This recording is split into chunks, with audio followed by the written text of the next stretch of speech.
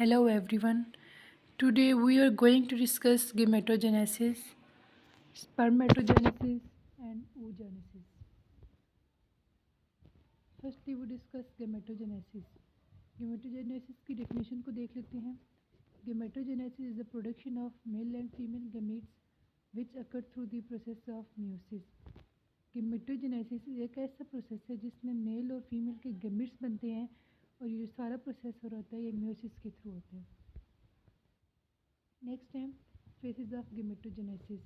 Gametogenesis की 3 faces हैं, multiplication phase, growth phase and maturation phase.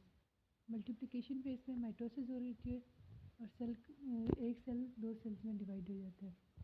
Growth phase में cell का साइज इंक्रीज करता है और मैच्योरेशन फेज में मेयोसिस हो रही होती है और एक स्पर्मेटोगोनिया से 4 स्पर्म बनते हैं और एक ओगोनिया से एक ओवम या एग बनता है. नेक्स्ट इसमें कुछ की टर्म्स आ जाती हैं. फर्स्ट है स्पर्मेटोसाइट. ये मेल गेमेटोसाइट होता है जिससे हमारे पास स्पर्मेटोजोन्स बनते हैं. oocyte ये फीमेल गेमेटोसाइट होता है जिससे हमारे पास एग या ओवम बनता है. थर्ड है पोलर बॉडी. ये एक ऐसा सेल है जो कि मेयोसिस का बाय प्रोडक्ट होता है और ये बाद में आगे जाके डीजेनरेट हो जाता है. माइटोसिस है, इसमें एक सेल 2 में डिवाइड होता है, नंबर ऑफ क्रोमोसोम सेम रहते हैं. ये एग्जैक्टली कॉपी होती है, जेनेटिक मटेरियल इसका सेम टू सेम एक सेल 2 सेल्स का पेरेंट सेल की तरह होता है. म्यूसिस में जो डिप्लॉइड सेल्स हैं उसमें हमारे पास डिप्लॉइड सेल्स हैप्लॉइड सेल्स में चेंज हो जाते हैं और गैमीट को प्रोड्यूस करते हैं. नेक्स्ट है spermatogenesis. Spermatogenesis occurs in the wall of seminiferous tubules with sperm cells at the periphery of the tube and spermatozoa at the lumen of the tube.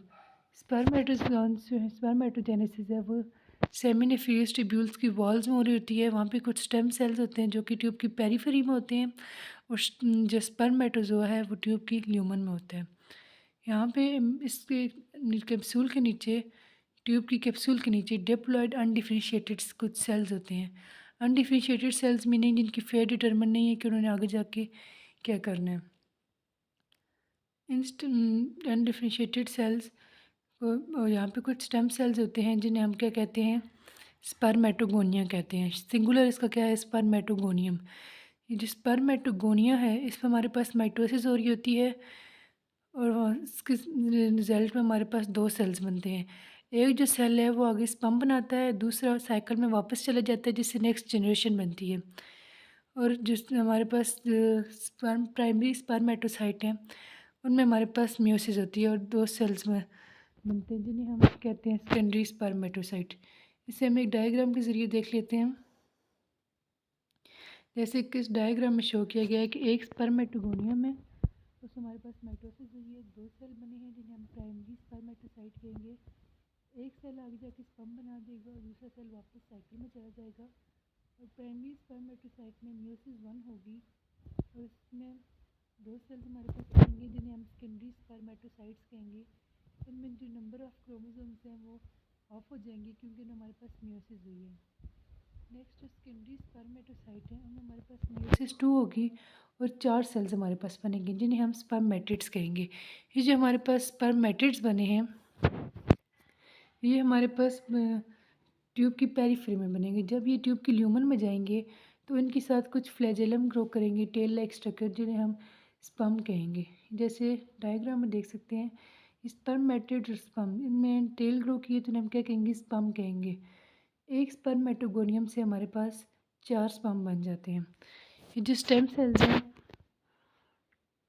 ये जब मेल बेबी की birth होती है ये उसी वक्त उसकी बॉडी में डिपॉजिट हो जाते हैं लेकिन इनएक्टिव फॉर्म होते हैं. जब वो अडल्टहुड को अटेन करते हैं उनकी इंटीरियर पिट्यूटरी ग्लैंड है वो गोनाडोट्रोपिक हार्मोन को रिलीज़ करता है जो कि स्टेम सेल्स को एक्टिवेट कर देते हैं और ये स्पर्म बनाते हैं. और ये स्पर्म का प्रोसेस बनने का प्रोसेस है ये मेल्स की बॉडी में थ्रू आउट लाइफ चलता रहता है. नेक्स्ट है हमारे पास oogenesis. oogenesis occurs in the outermost layer. Ovary की आउटरमोस्ट लेयर में oogenesis हो रही होती है. यहाँ पे जैसे कि में स्पर्म प्रोडक्शन हुई है, इसी तरह oogenesis जो स्टार्ट होती है वो जर्म सेल्स होते हैं हमारे पास, उनसे स्टार्ट होती है जिन्हें हम oogoनियम कहते हैं। इनमें माइटोसिस होती है और इस नंबर अपना इंक्रीज़ करते हैं और 1 मिलियन ऑफ सेल्स बनते हैं इसमें। और मिलियन ऑफ सेल्स जो होते हैं वो डिप्लॉयड होते हैं, उनमें माइटोसिस होती है और एक प्राइमरी oocyte बनता है। प्राइमरी oocyte में माइटोसिस होती है, मियोसिस होती है, सॉरी, उसमें मियोसिस होती है। और ये प्राइमरी जो oocyte है, ये इसमें जो मियोसिस 1 का प्रोसेस स्टार्ट होता है, ये मियोसिस 1 की प्रोफेस 1 में ये अरेस्ट हो जाता है। और ये जो सारा प्रोसेस हो रहा होता है ये फीमेल बेबी की ओवरीज में हो रहा होता है, बर्थ से पहले हो रहा होता है। और जितने भी फ्यूचर के एग्स हैं वो प्रोफेस 1 में बन जाते हैं, लेकिन वो सारे होते हैं अरेस्टेड फॉर्म में होते हैं। जैसे यहाँ देखें कि एक oogoनियम में उसमें माइटोसिस हुई है, प्राइमरी oocyte बनते हैं, लेकिन ये अरेस्ट हो जाते हैं प्रोफेस 1 में बिफोर बर्थ।